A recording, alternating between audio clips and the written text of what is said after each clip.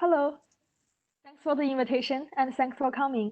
Today I will be talking about the Ceresa class and its relation to hyperelliptic curves. The work presented in this talk are from two projects, one joined with Dan Corey and Jordan Ellenberg, the other one joined with Dean Misongo, Daniel Litt, and Padma Srinivasan. So before I can introduce the Ceresa class, I will actually introduce an algebraic cycle associated to a pointed curve called the Ceresa cycle. It's a very natural construction. So if you have a smooth projective curve C, and in this talk, I will restrict myself to characteristic zero field. So you can think about K as a number field, for example. And let's assume that C has a rational point. So it has, let's fix a K point P. Then we can embed our curve C into its Jacobian by the Euro-Abel-Jacobi map, which I call theta P here. Namely, you take any geometric point of C, say Q, and then you map it to the divisor class represented by Q minus P. This will be an embedding. And on the other hand, you can take a different embedding, which is I map every point Q to the divisor class represented by P minus Q. So it's the inverse of the previous image. So this is also embedding, and this embedding can also be thought as I take the image of theta P and compose with the multiplication by -1 map on the Jacobian. So now you can think it as I have the Jacobian of C, which is an abelian variety, with two copies of my curve C lying in there, this blue curve and this red curve in the picture. And their difference is a linear combination of proper one-dimensional subvarieties of Jacobian. So it gives you a algebraic one cycle and give rise to a class in the Chow group. This cycle we refer to as the Ceresa cycle associated to the pointed curve C, comma P. And the Ceresa cycle is actually homologically trivial in the sense if I consider these two copies of C, the image of C under theta P or theta P bar, they give rise to the same homology class in singular homology. And the reason is the following. So let's, for simplicity, just take K as the complex numbers and consider C and Jack C are as manifold. So a curve can be thought of as now it's over C is a Riemann surface, so it's a two-dimensional real manifold. And this image on the theta P gave rise to a two-cell living in the Jacobian of C. So it gave rise to a class in the second singular Bettical homology of the Jacobian. Well, the Jacobian is the abelian variety, so which means that it is constructed by I take a complex vector space C to the n and then mod out a lattice, which means that all of its cohomology comes from the lattice. And multiplication by -1 of the Jacobian acts as -1 on the first cohomology. Bettical homology. And all of its higher cohomologies are actually obtained by the wedge sum, the wedge product of H1. So since -1 acts as multiplication by -1 on the first cohomology, which is a C vector space, it acts as 1, which is identity on the second cohomology just by the induced action on the wedge product. So this shows that theta P of C and its image under multiplication by -1 belongs in the same class in singular cohomology, and exactly shows that the Ceresa cycle is homologically trivial. But it's algebraically not need to be trivial, and this is where it got its name. In 1983, Ceresa showed that if you take a generic curve of genus at least 3, the Ceresa cycle is algebraically non-trivial. By generic curve, I mean the universal curve over MG defined over the complex numbers. And then in general, whether the Ceresa cycle is algebraically or rationally trivial or not is an interesting question because this cycle is such a natural construction from a curve with a marked point. Now let me introduce the second notion in my title, hyperelliptic curve. First, let me define it. By a hyperelliptic curve, usually we refer to such a curve of genus greater or equal to 2, because genus 1, we get elliptic curve. And the hyperelliptic curve can be thought of one way to generalize elliptic curve. And usually we mean the smooth projective model of a affine curve defined by the equation of the following form, given by y squared equals to fx, where f is a polynomial with distinct roots. The fact that f has distinct roots shows that this affine curve in A2 is smooth. And if you just embed A2 in P2 and take the projective closure of this curve in P2, you'll get a singularity at infinity. But when we talk about a hyperelliptic curve defined by this equation, we usually mean the smooth model. You resolve the singularity and you get a unique smooth projective model. And that's what we mean by a hyperelliptic curve. And a hyperelliptic curve comes with a involution given by explicitly I take the point with coordinate x comma y and map it to x negative y. This involution is called a hyperelliptic involution, and it is unique. So if you take the hyperelliptic curve and quotient out this automorphism or this involution, you will get a degree 2 map to P1. And the fact that there exists a degree 2 map to P1 can be taken as the definition for a curve to be hyperelliptic. So in other words, you can also think about hyperelliptic curve being a smooth projective curve which has a degree 2 map to P1. Okay, so how is this related to the Ceresa cycle? Well, let's take a point P, which is of a hyperelliptic curve, which is fixed by its hyperelliptic involution. Such points actually are called Weierstrass points, and they are actually intrinsic for hyperelliptic curves.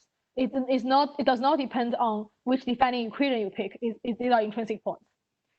And now we can consider the Abel-Jacobi map with using the Weierstrass point P, and consider the Ceresa cycle theta p minus theta p bar.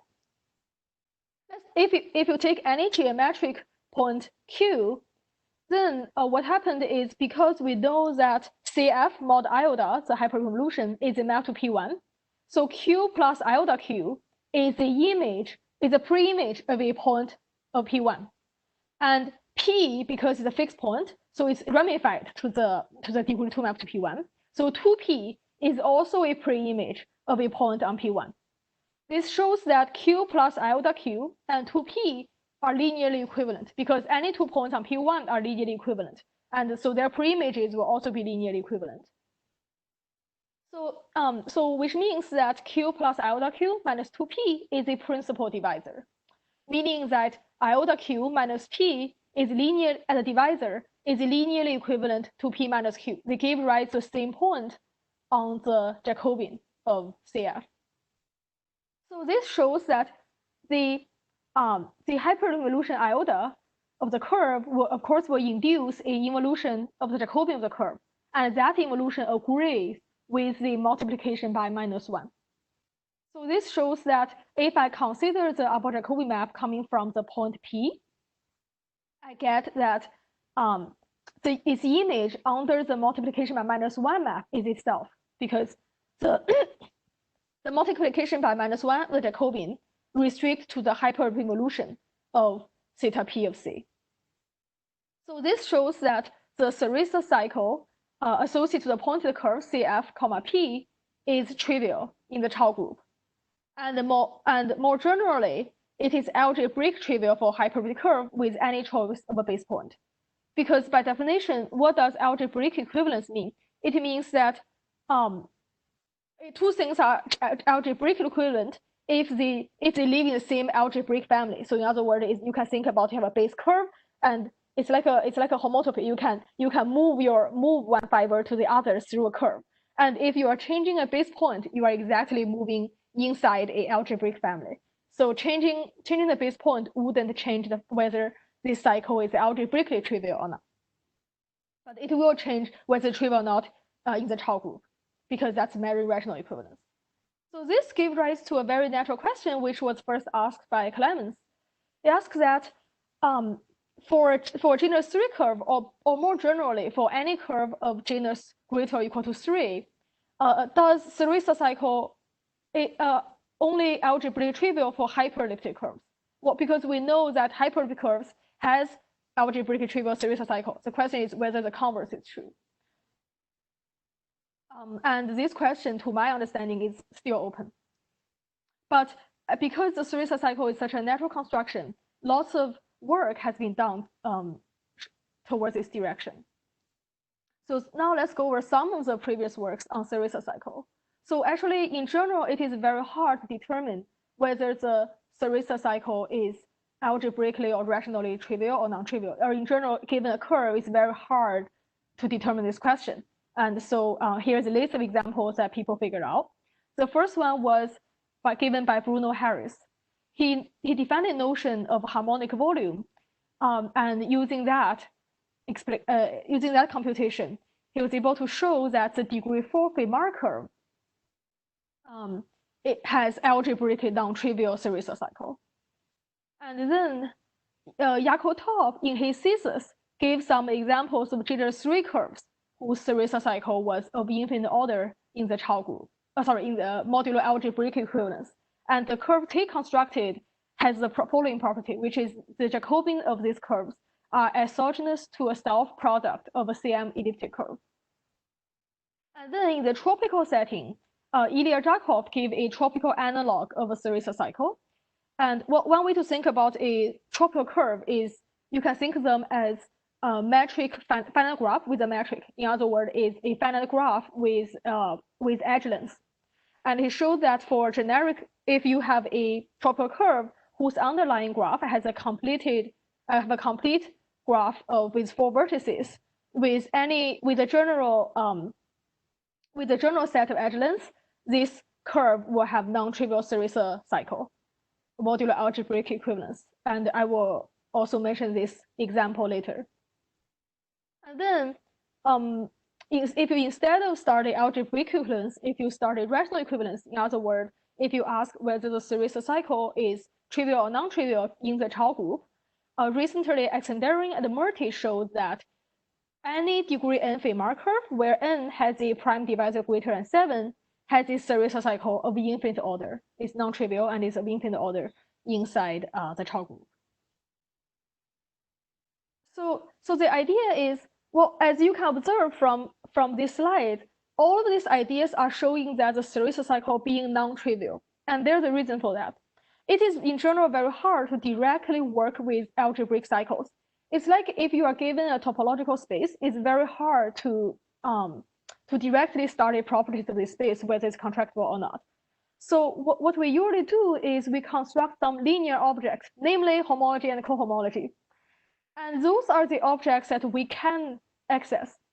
And by showing that homology or cohomology classes arising from these objects being non-trivial, give you a certificate to show that your objects was non-trivial in some category. And for algebraic cycle, there are different ways to give rise to cohomology classes. Well, you can use de Rham cohomology, and this is where the plus the Hodge decomposition, this is where the harmonic volume method came up. And on the other hand, because the Ceresa cycle is rational, you can also get a Galois representation, a Galois cohomology class, and use that to give a certificate to whether this cycle is trivial or not. So this is what I'm going to introduce. This is the Ceresa class in my title. So there is a cycle class in étale cohomology, which you can actually think it as a L-adic version of the Abel-Jacobi map. What it does is it took the Ceresa cycle, which is a homologically trivial algebraic cycle, and the output is a Galois cohomology class. So so the point is you can think it as a group. Well, this is just a group cohomology where the group is a Galois group. It's the absolute Galois group of K, and since we are considering K with characteristic 0, there's no we can just take algebraic closure without considering whether it's separable or not. And the coefficient L is the third wedge of the first étale cohomology of the curve, which is roughly the L-adic Tate module with Jacobian, maybe after some twist. And more concretely, this coefficient L is just a free ZL module with a Galois action on it. So this is just, in some sense, a group cohomology class, which which comes from a Ceresa cycle. And if this class nu CP is non-trivial, it gives us a certificate to show that my Ceresa cycle nu CP is non-trivial in the Chow ring, in the Chow group. And moreover, if I take, instead of taking the coefficient L, I can take a quotient of it to get an induced class, which I will denote as nu of C. This class is independent of the choice or existence of a rational base point, and it only depends on the rational equivalence class of the Ceresa cycle. So what this means is, by taking a quotient of the coefficient group, I'm throwing away some information. And the information I'm throwing away is exactly the information coming from the base point. Oh, I need to say that this construction is due to Hen and Matsumoto. So now we have this Galois cohomology class nu of C, which from now on I will be referred to as the Ceresa class. If I can show this class is non-trivial, then it tells you that the Ceresa cycle is non-trivial in the Chow group for any choice of a base point. But the converse is not true. It's because it's like if you have a topological space and its homology is trivial, does not mean the space itself is contractible, for example. Okay, so now with the definition of the Ceresa class, I can now tell you some of our main theorems. So the first result is joint with Dingbin Sango, Daniel Litt, and Padma Srinath and San. What we did is we found two curves. Both of them are non-hyperelliptic, but both of them has torsion Ceresa class. And I want to say that these are the first known examples of such curves. So the first curve we found was called the Fricke-Macbeath curve. It is a genus 7 curve whose automorphism group is really large. It's as large as possible. So its automorphism group is isomorphic to PSL28. So there's a theorem saying that the size of the automorphism group of a curve is at most 84 times C minus 1, and for curves which actually reach its upper bound are called Hurwitz curves. So the Fricke-Macbeath curve actually is a Hurwitz curve of genus 7, and there is a unique isomorphism class of such curves over C, but there is a Q model actually was given by Bradley Brock, and as you can see, this is a very nice defining equation. And this is non-hyperbolic curve, and we showed the Ceresa class is torsion. The second curve is, well, if I take the Fricke-Macbeath curve and take any order 2 element in its automorphism group and consider its quotient, then I will get a non-hyperbolic curve of genus 3. And we were able to show that genus 3 curve, non-hyperbolic genus 3 curve, has torsion Ceresa class. And one model of such a curve is also given here by Jacob Top and Carol Verschuur. And as you can see, this is a very nice quartic curve in P2, which shows that it's non-hyperelliptic.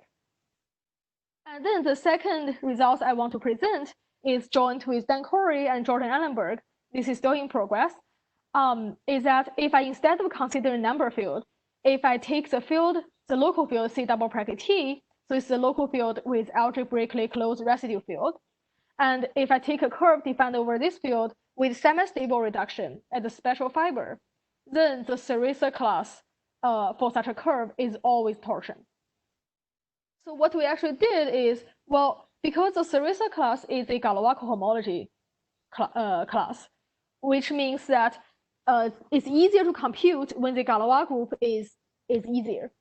And if I consider this local field, this Galois group is procyclic, is generated by one element, namely the monodromy around the special point, the point has special fiber. And so the Galois group, the Galois cohomology group where the Ceresa class lives is simply the invariance of its coefficient. And we were able to explicitly compute the Ceresa class for such a curve. And the data we use to compute this is just the degeneration type of the special fiber. And the reason we're able to do that is, for a curve defined over such a field with semi-stable reduction, the Galois action on its geometric fundamental group, this information can be read off from the just from the degeneration data of this special fiber. And I will explain why this Galois action on the fundamental group is related to the Ceresa class. But before that, let me give an example of such a curve. So consider a genus 3 curve defined over C double bracket T.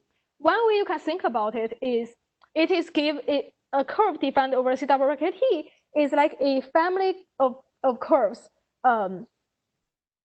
over a infinitesimal circle, a tiny circle, and each fiber is a Riemann surface. And the information you need is exactly is a monodromy data. And the example I'm giving here is consider a genus 3 Riemann surface, and with these 6 closed loops on it. And now you think about a family of such curves where when you're going towards the point as a special fiber, these red loops are going to shrink. And then as a special fiber, you get 6 singularities coming from these 6 red loops being shrunk into a point. Then this gives you a data for a curve defined over C double bracket T with semi-stable reduction. And the dual graph of the special fiber is on the right-hand side, which is exactly the complete graph with 4 vertices.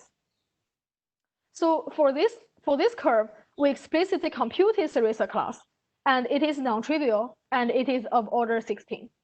And this matches the result of Jarkov in Tropical Land, where he showed that this curve has algebraically non-trivial Ceresa cycle. And if I remember correctly, modular algebraic equivalence, his result would show that the Ceresa cycle is of order 2, if I remember correctly.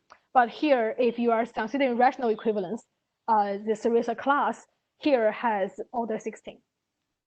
Okay, so now let me explain the relation between the Ceresa class and the Galois action of the geometric fundamental group. So, well, I told you that the Ceresa class was firstly one way to construct it is through the Ceresa cycle and the cycle class map. And the Ceresa class being non-trivial shows you the Ceresa cycle being non-trivial in the Chow group. But the converse was not true, which means that the Ceresa class does not exactly measure whether the Ceresa cycle is trivial or not. Then the question is, what does it actually measure? And here is what it exactly measures. So let's consider again, we have a curve C defined over a field K with a rational base point P. And let pi be the geometric pro-L fundamental group of C. And now let's construct the lower central series of this group pi. By lower central series, we just mean that it's a descending series of groups where each term Li is the commutator of the previous group and pi itself. So so now the idea is, because I have a rational base point, if I consider the shortcut sequence of arithmetic fundamental groups, usually what we get, when we have a shortcut sequence of groups, what we get is the third term has the alter action on the first term. But here, because we have a rational point, it induces a splitting of this sequence, which means that we got an honest Galois action on the geometric fundamental group.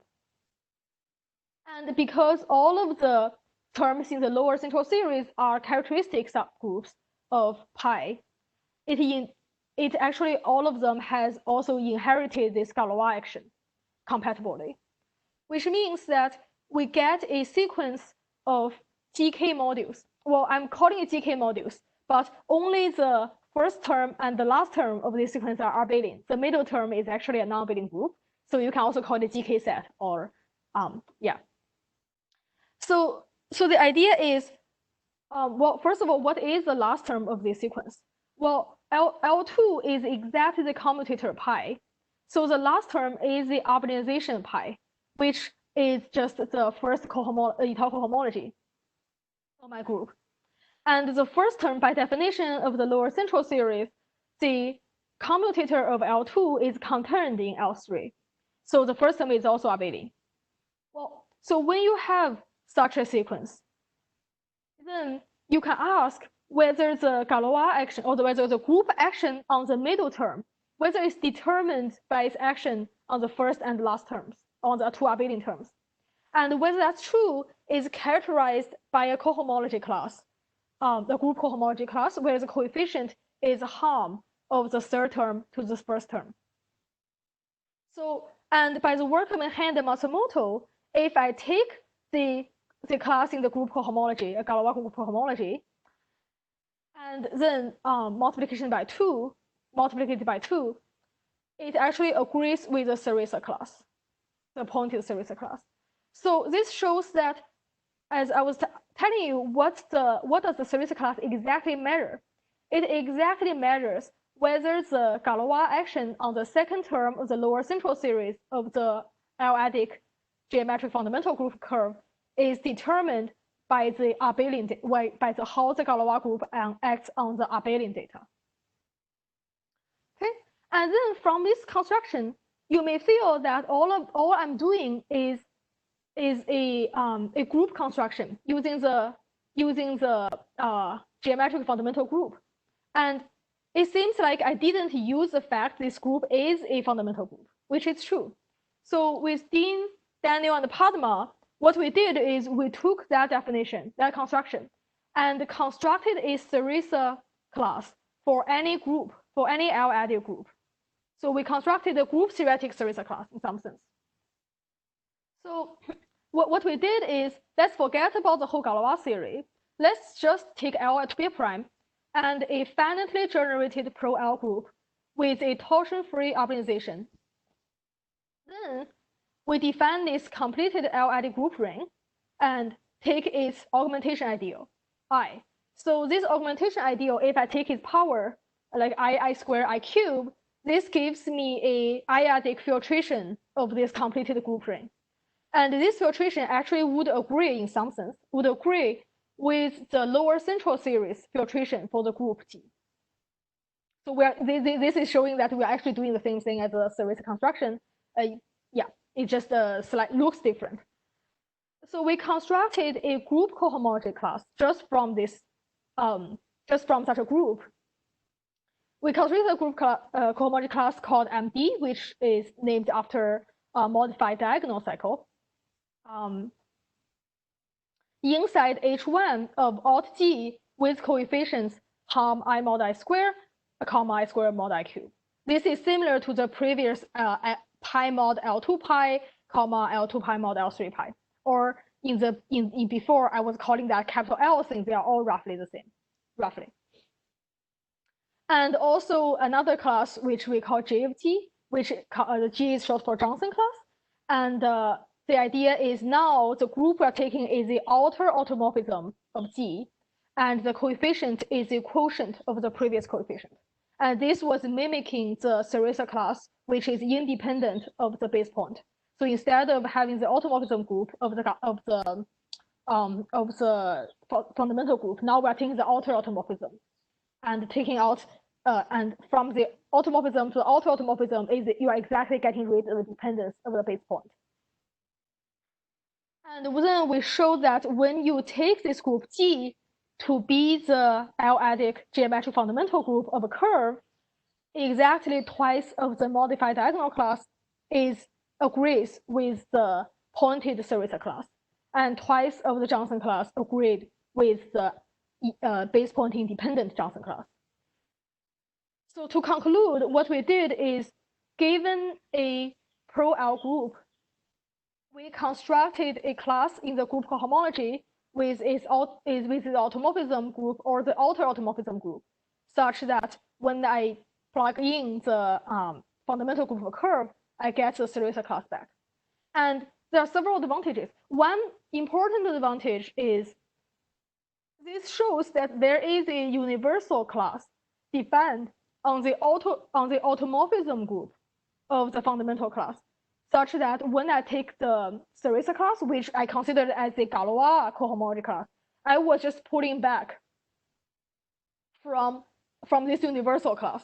So this allows me to use other elements in the automorphism group of the fundamental class later to determine my Ceresa class, which I will show in a bit.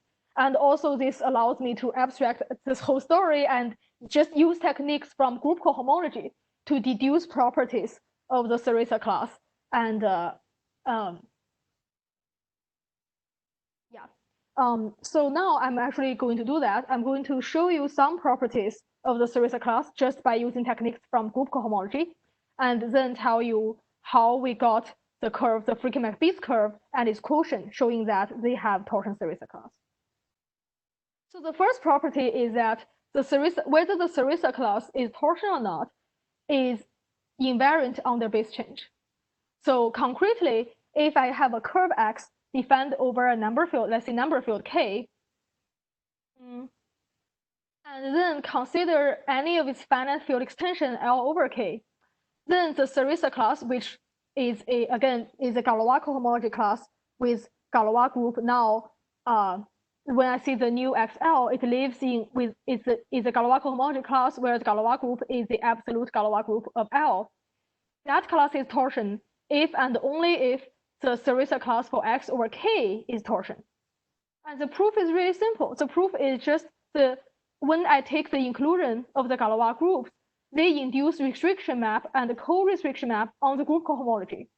So this shows that, well, the idea is the Ceresa class of XL is exactly the restriction of the Ceresa class of X over K. So if the Ceresa class of X over K is torsion, then the Ceresa class of X over L is torsion. And conversely, the Ceresa class of the image of the Ceresa class of XL under the co-restriction map gives me the Ceresa class of X over K times the degree of the field extension. So this means that if nu XL is torsion, then the nu XK will also have finite order, and the order may just be a multiple with X over K. So why is this proposition important? Because if I want to deal with the Fricke-Macbeath curve, well, you can guess why I use the Fricke-Macbeath curve, because it has a large automorphism group, and I want to use the automorphism group, which means that I want to first base change to, let's say if I took the curve defined over Q, I want to first base change to a field extension where all of my automorphisms are defined. And this proposition tells me that I can freely base change to a larger field and still conclusion the Ceresa class with the Q Galois group is torsion.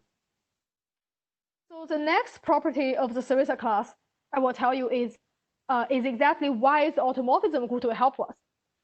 And so the idea is, the point is, if I take a finite group, subgroup, which is, or you can take the whole automorphism group of a curve, and if it has no fixed point acting on the coefficient of the Ceresa class, which again roughly is just the first cohomology of the curve, then the Ceresa class is torsion with order divisor of the size of the automorphism group. And let me explain why. Well, what we use is just one of the most useful tools in group homology, namely the inflation restriction sequence. Remember that, as I said, when we were able to define the group theoretic Ceresa class, one advantage we get is a class where the group is the whole automorphism group, the fundamental group, not just the Galois group. So this means that now, because I'm assuming that all of my automorphism group of the curve is defined over K, it means that the automorphism of the curve commute with Galois. So I can get a trivial group extension, the Galois group GK with B. Let's take B as just as the whole automorphism group. And this is a trivial group extension with trivial actions. And now I get the inflation restriction sequence. So and because my Ceresa class was pulling back from a universal class defined on the automorphism group of the fundamental group, so my Ceresa class is a pullback of a class in the second term of this long exact sequence. So it's a pullback of a class in H1 GK cross B, comma with this LG tilde. So because we already assumed that the LG fixed points by B is 0, so the first term of this long sequence is 0. So the second term injects into the third term. But because B is a finite group and LG tilde is a finitely generated B module, which means that any element in the cohomology group has finite order. And more precisely, it has ordered a divisor of the size of B. So this shows that whatever the Ceresa class is, as long as it comes from an element in the second term, this long index sequence, when it maps down, it injects down to the third term, and it has ordered a divisor of size of B. So what we did for the Fricke-Macbeath curve is exactly that. We figured out how its large automorphism group acts on the first cohomology.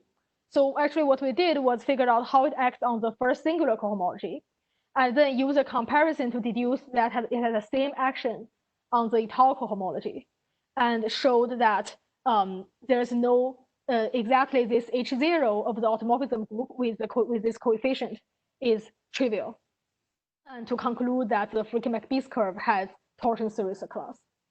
And now all is left is let me explain the relation if I have a curve dominating another curve.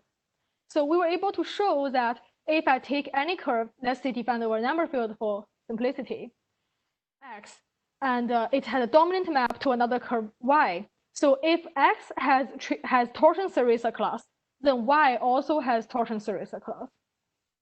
And the proof of this theorem is use a technique from algebraic groups. Roughly, the idea is the Ceresa class measures whether measures the splitness of a odd G module, and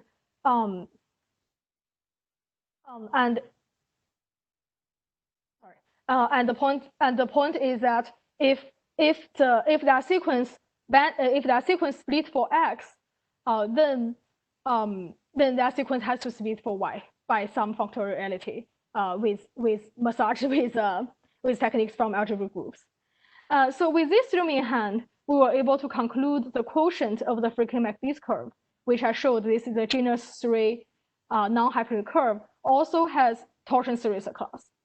And also if you believe in Billingsen's conjecture, then this curve would actually have a torsion Ceresa cycle modulo algebraic equivalence.